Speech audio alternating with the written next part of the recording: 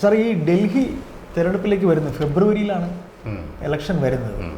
ഇന്ന് നാമനിർദ്ദേശ പത്രികയൊക്കെ സമർപ്പിക്കലിൻ്റെ അവസാന ദിവസമാണ്. ഫെബ്രുവരി 5-നാണ് തെരഞ്ഞെടുപ്പ് വരുന്നത്. 70 അംഗങ്ങളാണ് നിയമസഭയിൽ. അതെ. അപ്പോഴേ സാർ, ഈ ആം ആദ്മി തിരിച്ചു വരാൻ സാധ്യതയുണ്ടോ? തിരികെ ഭരണത്തിലേക്ക് വരാൻ സാധ്യതയുണ്ടോ? എല്ലാവർക്കും അറിയേണ്ട ഒരു വിഷയം ആണത്. ആം ആദ്മി പാർട്ടി ഡൽഹിയിൽ വീണ്ടും വരുമോ? അതെ. ഇന്നത്തെ നിലയിൽ ഒരു ത്രികോണ മത്സരം നേരിടുകയാണ്. അതെ. നേരത്തെയും ത്രികോണ മത്സരം ഉണ്ടായിരുന്നു. പക്ഷേ കോൺഗ്രസ് ഷീലാ ദീക്ഷിത് അതിൻ്റെ ദീർഘമായ ഒരു ഭരണം, 15 വർഷം നീണ്ട ഭരണത്തിൽ നിന്നാണ് അരവിന്ദ് കെജ്രിവാൾ ഒരു പുതിയ പാർട്ടി ഉണ്ടാക്കി ഡൽഹി പിടിച്ചെടുക്കുന്നത്. എന്നിട്ട് അദ്ദേഹത്തിന് അതൊരു തുടർ ഭരണമായി കൊണ്ടുപോകാൻ പറ്റി. കാരണം ആം ആദ്മി പാർട്ടി എന്ന പുതിയ രാഷ്ട്രീയ പ്രസ്ഥാനം ചൂലെടുത്ത് രംഗത്ത് വരുന്നത് അഴിമതിക്കെതിരെയായിട്ട്. അണ്ണാ ഹസാരെയുടെ വേദിയിൽ, അഴിമതി വിരുദ്ധ സമരവേദിയിൽ നിന്നാണ് ആ പാർട്ടി ഉണ്ടായത്. അത് ഡൽഹിയിൽ കോൺഗ്രസിനെയും BJPയും മാറി മാറി പരീക്ഷിച്ച് ഈ രാഷ്ട്രീയ പ്രസ്ഥാനങ്ങളോടെല്ലാം മടുത്ത ഒരു പ്രബുദ്ധ വോട്ടർ സമൂഹമാണ് ഇന്ത്യൻ തലസ്ഥാന സംസ്ഥാനത്ത്. അവിടെ പുതിയൊരു പാർട്ടി അഴിമതിയെ ചോദ്യം ചെയ്ത് വന്നപ്പോൾ അവിടുത്തെ ജനങ്ങൾക്ക് അത് സ്വീകാര്യമായി. മാത്രമല്ല, ഒരു സാധു മനുഷ്യനെ പോലെ വേദികളിൽ നിന്ന് മനോഹരമായ ഹിന്ദിയും ഇംഗ്ലീഷും പറയുന്ന ഒരാളെ കണ്ടപ്പോൾ ഒരു ന്യൂ ഫേസ് ഓഫ് പൊളിറ്റിക്സ് ഡൽഹിയിൽ വോട്ടർമാർ അരവിന്ദ് കെജ്രിവാളിൽ കണ്ടു. പിന്നെ കെജ്രിവാളിനോടൊപ്പം നിൽക്കുന്ന ആരാണ്? കിരൺ ബേഡി, പ്രശാന്ത് ഭൂഷൺ, അന്ന് തുടക്കത്തിൽ തുടങ്ങിയ നേതാവ്. പിന്നെ അണ്ണാ ഹസാരെ എന്ന് പറയുന്ന ഒരാളിൻ്റെ ഒരു ആത്മീയ പിൻബലം. തീർച്ചയായിട്ടും അണ്ണാ ഹസാരെ അരവിന്ദ് കെജ്രിവാളിനെ തള്ളി പറഞ്ഞെങ്കിലും 2013 ഈ പാർട്ടി ഉണ്ടാകുമ്പോൾ അത് കോൺഗ്രസ് അഴിമതിയിൽ മുങ്ങി നിൽക്കുന്ന സമയമാണ്. തീർച്ചയായിട്ടും 2G, പിന്നെ കോമൺവെൽത്ത് അഴിമതി തുടങ്ങിയ വൻ അഴിമതികൾ, ഒരുപാട് കഥ. അപ്പോൾ ഇയാൾ അതിനെതിരെ ചൂലെടുത്ത ആളാണ്. അവ ചൂലെന്ന പ്രതീകവും പിന്നെ നിർഭയ സംഭവം നടന്ന് കഴിഞ്ഞു. അങ്ങനെ അന്നത്തെ ഗവൺമെൻറ് ഷീലാ ദീക്ഷിത് ആകെ ഷീല പോയി. പിന്നെ BJP വന്നു. BJP ഞാൻ പറഞ്ഞത് കോൺഗ്രസ് ഭരണത്തിന്റെ കാര്യമായിരുന്നു. ഷീലയുടെ ഒരു തുടർ ഭരണമായിരുന്നു. തീർച്ചയായിട്ടും. അപ്പം അങ്ങനെ വർഷം ഭരിച്ചല്ലേ സാർ? 15 വർഷം. അപ്പം ഇത്രയും വലിയ അഴിമതിക്ക് നേതൃത്വം നൽകുന്ന ഒരു പാർട്ടിയാണ് സോണിയാഗാന്ധിയുടെ പ്രസ്ഥാനം എന്ന് മൻമോഹൻ സിംഗ് ഗവൺമെൻറ്റിൻ്റെ ചെയ്തികൾ നേരിട്ട് കാണുന്ന ഡൽഹിയിലെ ജനങ്ങൾക്ക് മനസ്സിലായി. എന്നാൽ BJP അതിനൊരു ഓൾട്ടർനേറ്റീവ് ആകാനും അവരിഷ്ടപ്പെട്ടില്ല ഡൽഹിയിലെ. അപ്പോൾ ഒരു പുതിയ ഫേസ് വന്നത്, അത് അരവിന്ദ് കെജ്രിവാളിൽ അവർ പ്രതീക്ഷ അർപ്പിച്ചു. അയാൾ പറഞ്ഞതിനെ വിശ്വസിച്ചു. ആ വിശ്വാസം ഡൽഹിയിലെ വോട്ടർമാർ, ആ ജനറേഷൻ മുഴുവൻ പാലിച്ചു. ആ ജനറേഷൻ മാറി പുതിയൊരു ജനറേഷൻ വോട്ടർമാർ ഇപ്പോൾ വന്നിരിക്കുകയാണ് ഡൽഹിയിലെ പുതിയ വോട്ടർമാരാണ് ഇപ്പോഴത്തെ പകുതി വോട്ടർമാർ. മനസ്സിലായില്ലേ? അവർക്ക് 18 വയസ്സ് കഴിഞ്ഞ് വോട്ടർ പട്ടികയിലേക്ക് വന്ന ഒരു പുതിയ ജനറേഷൻ 2013 ശേഷം വോട്ടർ പട്ടികയിൽ പുതിയ വോട്ടർമാർ. അത് ടോട്ടൽ വോട്ടർമാർ 2013 ഉള്ളതിൻ്റെ 50% പകുതി. അപ്പോൾ അത്രയും പുതിയ വോട്ടർമാർ വന്നപ്പോൾ ഈ അരവിന്ദ് കെജ്രിവാളും അഴിമതിക്ക് വിരുദ്ധമായിട്ട് സംസാരിച്ചുവെങ്കിലും പ്രവൃത്തി പദത്തിൽ അയാൾ ഒട്ടും മോശമല്ല എന്നവർക്ക് നേരിട്ട് മനസ്സിലായി.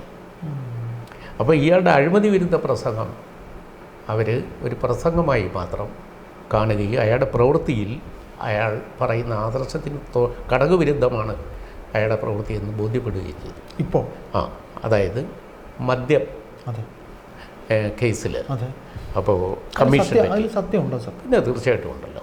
അങ്ങനെ ഒരു മുഖ്യമന്ത്രിയും ഒരു ഗവൺമെൻറ്റിനുമെതിരെ അങ്ങനെ ഒരു കെട്ടുകഥയുണ്ടാക്കി നിലനിർത്തി അന്വേഷിക്കാനൊന്നും പറ്റില്ല. അതിലൊരു സബ്സ്റ്റൻസ് ഉണ്ടെങ്കിലേ ആ കേസ് നിലനിൽക്കും. സബ്സ്റ്റൻസ് ഉണ്ട്. അത് ED, എൻഫോഴ്സ്മെൻറ്റ്, മറ്റ് അഴിമതി വിരുദ്ധ ഏജൻസി എല്ലാം അന്വേഷിക്കുകയല്ലേ, CBI അന്വേഷിക്കുക. അപ്പോൾ CBI അതിനകത്ത് അതിൻ്റെ ഫൈൻഡിങ്സിൽ ഇയാൾ കുറ്റക്കാരനാണെന്ന് കണ്ട് ഇയാൾ തിഹാർ ജയിലിൽ പോയില്ലേ? അല്ല, ഒരു മുഖ്യമന്ത്രിയെ പിടിച്ച് നമുക്ക് ഒരു സബ്സ്റ്റൻസ് ഇല്ലാത്ത ഒരു കള്ളക്കേസിൽ എത്രയോ നാൾ ജാമ്യം കിട്ടാതെ അയാളുടെ മുഖ്യമന്ത്രി സ്ഥാനം പോയില്ലേ? തീർച്ചയായിട്ടും പോയി. അയാളുടെ മുഖ്യമന്ത്രി സ്ഥാനം പോയി. ഇല്ലെങ്കിൽ ഈ രാജ്യത്തെ കോടതികളില്ലേ അയാളെ സംരക്ഷിക്കാൻ? ഇപ്പോൾ അതിഥി മെർലീനെ ആയിരുന്നല്ലോ അല്ലേ? അതിഥി മെർലീനെ ആയിരുന്നല്ലോ അവസാനത്തെ ഇപ്പോൾ മുഖ്യമന്ത്രിയായി ഇരുന്നത്. അതെ അതെ അതെ. അപ്പോൾ അങ്ങനെ ഉള്ള ഒരാൾ, അയാൾക്ക് എതിരായിട്ട് വന്നിരിക്കുന്ന കേസുകളിലെല്ലാം കുറച്ച് സബ്സ്റ്റൻസ് ഉള്ളതാണ്. ഇത് രാഷ്ട്രീയ പകപോക്കലല്ല എന്ന് ഇന്ത്യയിലുള്ള മുഴുവനും മനസ്സിലായി. ഡൽഹിയിലെ വോട്ടർമാർക്ക് അത് വ്യക്തമായി. കാരണം അവിടുത്തെ മദ്യത്തിലെ അഴിമതി അവർ നേരിട്ട് അനുഭവിക്കുന്നതാണ്. മദ്യത്തിന് വില കൂട്ടി ഒരു പ്രൈവറ്റ് ഏജൻസി സഹായിക്കുകയില്ലേ ചെയ്തത്. അതിന് ആന്ധ്രയിലെ ഉള്ള ഒരു മലയാളി കൂടി ഉൾപ്പെട്ട ഒരു കേസാണത് അല്ലേ? എന്നിട്ട് അടുത്ത ഭരണം കൂടെ അയാൾക്ക് കിട്ടി. ഡൽഹി പിടിച്ചതിൻ്റെ പിന്നാലെയാണ് പഞ്ചാബ് കിട്ടിയത്. അപ്പോൾ പഞ്ചാബിലെയും കൂടെ ഭരണം കൊണ്ടുവന്നു. പഞ്ചാബിൽ ഒരു ബെറ്റർ ഗവൺമെൻറ് കൊടുക്കാൻ അയാൾക്ക് പറ്റുന്നില്ല. അപ്പോൾ ഈ രണ്ട് അനുഭവങ്ങളും, ഡൽഹിയിലെ ഈ 11 വർഷത്തെ ഭരണവും തുടർച്ചയായിട്ടുള്ള ഭരണവും പഞ്ചാബിലെ ഭരണവും വിലയിരുത്തുന്ന ഡൽഹിയിലെ വോട്ടർമാർ ഇയാൾക്കെതിരായിട്ട് അടുത്ത തെരഞ്ഞെടുപ്പ് അവസരം. ഇപ്പോൾ കോൺഗ്രസ് ഈ ത്രികോണ മത്സരം വരുമ്പോൾ BJP-ക്കായിരിക്കും മുൻകൈ.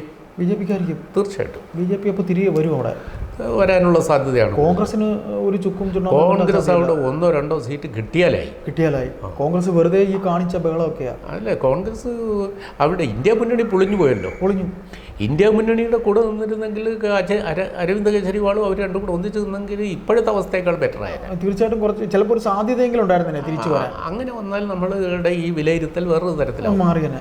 അപ്പോൾ ഇപ്പോൾ ഈ ശക്തമായ ത്രികോണ മത്സരം നടക്കുന്നത് കൊണ്ട് ഇന്ത്യ മുന്നണിക്ക് കിട്ടുമായിരുന്ന വോട്ട് രണ്ടായി വിഭജിക്കപ്പെടുകയും BJP-യുടെ NDA സിംഗിൾ ലാർജസ്റ്റ് പാർട്ടിയായി മാറുകയും. അപ്പോൾ ചിലപ്പോൾ ഡൽഹി BJP ഭരണം വരാൻ പോവുക. പക്ഷെ നിരവധി പ്രശ്നങ്ങൾ ഡൽഹിയിലുണ്ടല്ലോ സാർ. പൊല്യൂഷൻ ഉണ്ട്, വേറെ ഒരുപാട് വിഷയമുണ്ട്. അതെല്ലാം അവിടെ ഭരിക്കുന്ന പാർട്ടിക്ക് അല്ലേ ഒന്നാമത്തെ പ്രതിയാവുന്നവർ. അതിൻ്റെ ഉത്തരം പറയേണ്ടവർ അവർ തന്നെയല്ലേ. അതാണ് അവരുടെ ഭരണ ബാധ്യതകളിലൊന്ന്. അരവിന്ദ് കെജ്രിവാളിന് കിഴക്കുന്ന് കാറ്റടിക്കുമ്പോൾ, പടിഞ്ഞാറുന്ന് കാറ്റടിക്കുമ്പോൾ പിന്നെ പഞ്ചാബിൽ നിന്ന് വരുന്ന പുക തടഞ്ഞു നിർത്താൻ പറ്റില്ല. അതപ്പോൾ അത് കെജ്രിവാൾ ഗവൺമെൻറ്റിന് പറ്റില്ല. പക്ഷേ പഞ്ചാബിൽ അത് ചെയ്യരുതെന്ന് അവിടെ ഭരിക്കുന്ന അരവിന്ദ് കെജ്രിവാളിൻ്റെ പാർട്ടിക്ക് തീരുമാനിക്കാൻ പറ്റും. പഞ്ചാബിലെ കൃഷിക്കാർ കച്ചി മൂട് കത്തിക്കുന്നതാണല്ലോ ഡൽഹിയിലെ പൊല്യൂഷന് കാരണം. അവിടുന്ന് വരുന്ന പടിഞ്ഞാറൻ കാറ്റ് ആണ് ഡൽഹിയെ ഇത്രയും മലിനമാക്കുന്നത്. അപ്പോൾ അത് തടയുവാൻ പഞ്ചാബ് കൂടി ഭരിക്കുന്ന APPക്ക് കഴിയും. അതുകൊണ്ട് അയാൾക്ക് നഷ്ടപ്പെടുന്നത് ഡൽഹിയിലെയും കൂടെ വോട്ടാണ്. അപ്പോൾ ഡൽഹിയിലെ പൊല്യൂഷൻ്റെ ഒന്നാം നമ്പർ ശത്രു ഇവരാണ്, അവിടെ ഭരിക്കുന്നവരാണ്. അപ്പോൾ സാറ് പറഞ്ഞു വരുന്നത് ഈ ഡൽഹി ഇലക്ഷൻ എന്ന് പറയുന്ന ഒരു ത്രികോണ മത്സരമായിരിക്കും. ത്രികോണ മത്സരത്തിൽ ഈ തരത്തിൽ ഉള്ളത് കൊണ്ട് തന്നെ BJP-ക്ക് തന്നെയാണ് സാധ്യത ഇന്നത്തെ നിലയിൽ. അപ്പോൾ BJP-യിൽ കേന്ദ്രത്തിലെ ഇപ്പോൾ നിൽക്കുന്ന നരേന്ദ്രമോദി സർക്കാരിന് ഇപ്പോൾ അവർക്ക് അതുകൊണ്ടാണ് ഇതിനകത്ത് വോട്ടിംഗ് രീതി മാറ്റണം, യന്ത്രം വോട്ട് കൊണ്ടുവന്നാൽ മഹാരാഷ്ട്രയിലടക്കം കളിപ്പിക്കുന്നു. കോൺഗ്രസ് നടത്തുന്ന ആരോപണങ്ങളുണ്ടല്ലോ, മെഷീനിൽ വിശ്വാസമില്ല, അതുകൊണ്ട് ബാലറ്റ് രീതി തിരിച്ചു വരണം, വോട്ട് ചെയ്യുന്നവരുടെ മുഴുവൻ പേര് വിവരം ഇലക്ഷൻ കമ്മീഷൻ തരണം, കള്ളവോട്ടിനുള്ള ചാൻസ് ഉണ്ടെന്ന് പറയുന്നത് മെഷീനിലെ വിശ്വാസം. അപ്പോൾ സാർ ചോദിക്കട്ടെ, ഈ INDA മുന്നണി ഈ ഇലക്ഷനോട്, ഡൽഹി ഇലക്ഷനോട് കൂടി തീരുകയാണ്? അല്ല, NDA മുന്നണി എല്ലാ സംസ്ഥാനത്തും തകർന്നല്ലോ, മഹാരാഷ്ട്രയിലും തകർന്നല്ലോ. പിന്നെ ബംഗാളിൽ പണ്ടേ ഇല്ലല്ലോ. ഇപ്പോൾ ബീഹാർ ഇലക്ഷനാണ് അവിടുത്തെ ഈ വർഷം അവസാനത്തോടെ, ഒക്ടോബർ നവംബർ ബീഹാർ ഇലക്ഷനാണ്. ബീഹാർ ഇലക്ഷനിലാണല്ലോ ഇനി NDA ഉണ്ടാകേണ്ടത്. അവിടുത്തെ സാധ്യത ഈ മഹാരാഷ്ട്ര, ഡൽഹി, ബംഗാൾ, ഇവിടുത്തെ തകർച്ച അവിടെയും പ്രതിഫലിക്കും. കോൺഗ്രസ്സിന് ഡൽഹിയിൽ ഒറ്റയ്ക്ക് കുറച്ച് സീറ്റ് കിട്ടുന്നില്ലെങ്കിൽ ബംഗാളിൽ ഒരു ഐക്യം ഉണ്ടാകത്തില്ല. ലല്ലു പ്രസാദ് യാദവ് വരെ വീണ്ടും വിചാരം നടത്തും. പിന്നെ ലല്ലു പ്രസാദ് യാദവിന് പക്ഷേ ബീഹാറിൽ നിതീഷ് കുമാറല്ലേ വീണ്ടും വരാൻ സാധ്യതയുള്ളൂ. ഇപ്പം അദ്ദേഹത്തിനെ ഇവർ BJP-യുമായിട്ട് സഖ്യത്തിൽ നിൽക്കുന്നുണ്ട്. അതെ, അദ്ദേഹത്തിന് വരാനേ സാധ്യതയുള്ളൂ. അല്ലാതെ ഇലക്ഷൻ അടുക്കുമ്പോഴെങ്ങനെ വരുമെന്നുള്ളത് നമുക്ക് കണ്ട് ഒരു ചാഞ്ചാട്ടം. ഇനിയിപ്പോൾ ഈ INDA മുന്നണി തൊലഞ്ഞു പോയിരിക്കുന്ന സ്ഥിതിക്ക് അദ്ദേഹം ഇതിലോട്ട് വരാനുള്ള സാധ്യതയൊന്നുമില്ല. ബീഹാർ ഇനി ഒരു 10 മാസം ഉണ്ടല്ലോ. അതെ, 10 മാസം ഉണ്ട്. അപ്പോൾ അതേസമയത്ത് നമ്മൾ ഡൽഹിയിൽ ഇപ്പം അടുത്ത 5-ാം തീയതി വോട്ടെടുപ്പാണ്. അതെ. അപ്പോൾ അത് 8-ാം തീയതി ഫലം വരുമ്പോൾ, അതെ, 8-ാം തീയതി ഫലം വരുമ്പോൾ നമുക്ക് തീർച്ചയായിട്ടും ഇന്നാണ് നാമനിർദ്ദേശ പത്രിക കൊടുക്കേണ്ട അവസാന ദിവസം. ഏതായാലും നമുക്ക് കാത്തിരുന്ന് കാണാം. തലസ്ഥാനം അല്ലേ, രാജ്യ തലസ്ഥാനത്ത് വീണ്ടും APP വരാൻ APP വരാൻ സാധ്യതയില്ല എന്ന് തന്നെയാണ് സാറിന്റെ നിഗമനം. അങ്ങനെ AAP, അതെ, ക്ഷമിക്കുക, AAP, ആം ആദ്മി പാർട്ടി, അതെ, അത് വരാൻ സാധ്യതയില്ല എന്ന് തന്നെയാണ് വിലയിരുത്തൽ. ഏതായാലും നമുക്ക് നോക്കാം. BJP-യുടെ ഈ നരേന്ദ്രമോദി സർക്കാരിന് അവിടെ BJP-ക്ക് ഒരു നല്ല നേട്ടം ഉണ്ടാകുമെങ്കിൽ അവർക്കൊരു ഇതാവുമായിരിക്കും, അവർക്കൊരു ഡൽഹി പിന്നെ തലസ്ഥാനം ഉൾപ്പെട്ട സംസ്ഥാനമാണ്. അതെ. അപ്പോൾ അത് കേന്ദ്രം ഭരിക്കുന്ന കക്ഷിക്ക് വേണം എന്നുള്ളത് അവരുടെ ഒരു ആഗ്രഹം. അതെ, അതെ, അതെ. ആഗ്രഹത്തിനെതിരായിട്ടാണ് അരവിന്ദ് കെജ്രിവാളിൻ്റെ പാർട്ടി വന്നത്. അതെ, അതെ. അപ്പോൾ കെജ്രിവാളിൻ്റെ പാർട്ടി ആദ്യം അധികാരത്തിൽ വരുമ്പം ഒരു പത്രത്തിൻ്റെ ഹെഡിങ് ഞാനിപ്പോൾ നോക്കുന്നു, എവരിവാൾ കെജ്രിവാൾ എന്നായിരുന്നു. ടൈംസ് ഓഫ് ഇന്ത്യയുടെ ഹെഡ്ലൈനാണ്. ഡൽഹിയിലെ ഓരോ ചുവരും കെജ്രിവാൾ എന്നായിരുന്നു. ആ എവരിവാൾ കെജ്രിവാൾ പോയി.